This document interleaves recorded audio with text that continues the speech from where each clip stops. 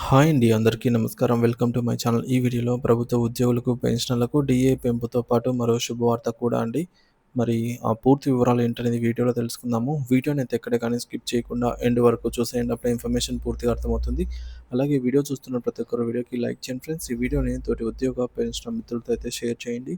కొత్తగా మన ఛానల్‌ని చూస్తున్నవారు ఇంకా ఎవరైనా సబ్స్క్రైబ్ చేసుకోకుంటే వెంటనే మన ఛానల్‌ని సబ్స్క్రైబ్ చేసుకోండి. సో, దీని ద్వారా నేను చేసే లేటెస్ట్ వీడియోస్ అన్నీ మీ వరకు రీచ్ అవుతాయి. ఇక ఆలస్యం చేయకుండా వివరాల్లోకైతే వెళ్ళిపోదాము. ఫ్రెండ్స్, ఇక విషయానికి వచ్చినట్లయితే కేంద్ర ప్రభుత్వ ఉద్యోగులు, పెన్షనర్లకు డిఎన్ఎస్ అలవెన్స్ డిఏ పెంపు తర్వాత గొప్ప శుభవార్త అయితే అందింది. సో, దాదాపు 15 సంవత్సరాల తర్వాత కేంద్రం కీలక నిర్ణయం తీసుకుంది అని చెప్పవచ్చు. ఎందుకంటే central government health scheme CGHS కింద వైద్య సేవలకు సంబంధించి భారీ మార్పులు, సవరణలు ప్రకటించింది.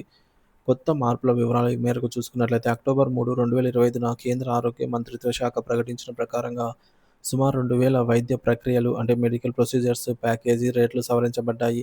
ఈ మార్పులు అక్టోబర్ 13, 2025 నుండి అమల్లోకి రానున్నాయి. గత 15 ఏళ్లుగా రేట్లు మారకపోవడం వల్ల ఉద్యోగులు, పెన్షనర్లు అలాగే ఆసుపత్రుల్లో ఇబ్బందులు ఎదుర్కొంటున్నట్లు ఈ నేపథ్యంలో ఈ నిర్ణయం తీసుకున్నట్లు ఉన్నారు. సో, పాత రేట్ల కారణంగా అనేక ఎంపానెల్డ్ హాస్పిటల్స్ క్యాష్‌లెస్ ట్రీట్‌మెంట్‌ను నిరాకరిస్తూ వచ్చాయి.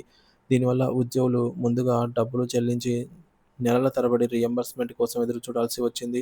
ఈ సమస్యపై కేంద్ర ప్రభుత్వ ఉద్యోగుల సంఘాలు పలుసార్లు వినతి పత్రాలు సమర్పించగా చివరికి ప్రభుత్వం సమగ్ర సంస్కరణలకు శ్రీకారం చుట్టిందని చెప్పాలి.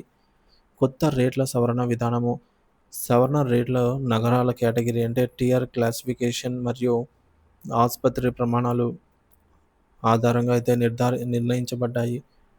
టైర్ 1 నగరాలు బేస్ రేట్లు అంటే పూర్తి రేట్లనమాట. టైర్ 2 నగరాలు బేస్ రేట్ల కంటే 19% తక్కువ. టైర్ 3 నగరాలు బేస్ రేట్ల కంటే 20% తక్కువ. ఎన్ఏబీహెచ్ అక్రిడికేట్ అక్రిడికేట్ హాస్పిటల్స్ బేస్ రేట్లతో సమానం. ఇక నాన్ ఎన్ఏబీహెచ్ హాస్పిటల్స్‌లలో 15% తక్కువ రేట్లు. 200 బెడ్లకు పైగా ఉన్న సూపర్ స్పెషాలిటీ హాస్పిటల్స్‌లో 15% అదనపు రేట్లు. ఈ మార్పులతో హాస్పిటల్స్‌కు తగిన చెల్లింపులు అందడంతో పాటు లబ్ధిదారులకు కూడా సులభంగా క్యాష్‌లెస్ వైద్యం అందుబాటులోకైతే రానుంది. ఉద్యోగులు, పెన్షనర్లకు లాభాలు. ఈ సవరణతో ఉద్యోగులు మరియు పెన్షనర్లు ఇకపై ఆసుపత్రులకు చికిత్స కోసం జేబు నుండి పెద్ద మొత్తంలో డబ్బు చెల్లించాల్సిన అవసరం ఉండదు. ప్రభుత్వమే ఆసుపత్రులకు నేరుగా చెల్లింపులైతే చేస్తుంది. అదనంగా రీయింబర్స్‌మెంట్ ఆలస్యాలు తగ్గి వ్యవస్థ మరింత పారదర్శకంగా అయితే మారనుంది. క్యాన్సర్, హార్ట్, కిడ్నీ, డయాబెటిస్ వంటి ప్రధాన చికిత్సల ఖర్చులు పెరిగిన నేపథ్యంలో కొత్త రేట్లు వాటిని ప్రతిబింబిస్తున్నాయి. ఫలితంగా హాస్పిటల్స్ కూడా క్యాష్‌లెస్ ట్రీట్మెంట్ అందించడానికి ముందు ముందుకు అయితే రావాలని కేంద్రం ఆశిస్తోంది. ఉద్యోగ సంఘాల స్పందన. National federation of central government employees union ఈ యొక్క నిర్ణయాన్ని స్వాగతించింది. ఇది కేవలం వైద్య రేట్ల సవరణ మాత్రమే కాదు, ఒక సిస్టమాటిక్ రిఫార్మ్ అని వారు పేర్కొన్నారు. దీనివల్ల వేలాది మంది రిటైర్డ్ ఉద్యోగులు ఆర్థిక ఒత్తిడికి గురి కాకుండా సమయానికి వైద్యం పొందగలుగుతారని అయితే తెలిపారు. మరి రాష్ట్రాలకు కూడా ఆదర్శం. కేంద్రం తీసుకున్న ఈ నిర్ణయం రాష్ట్ర ప్రభుత్వాలకి కూడా ఆదర్శకంగా మారనుంది. ముఖ్యంగా ఆంధ్రప్రదేశ్, తెలంగాణ వంటి రాష్ట్రాల్లో ఉన్న ఈహెచ్ఎస్ పథకాల్లో కూడా ఇలాంటి సవరణలు చేయాలనే డిమాండ్ పెరుగుతోంది. మొత్తానికి డీఏ పెంపుతో పాటు సీజీహెచ్ఎస్ సంస్కరణలు కేంద్ర ఉద్యోగులు, పెన్షనర్లకు ఒకేసారి డబుల్ బెనిఫిట్‌గా మారాయి.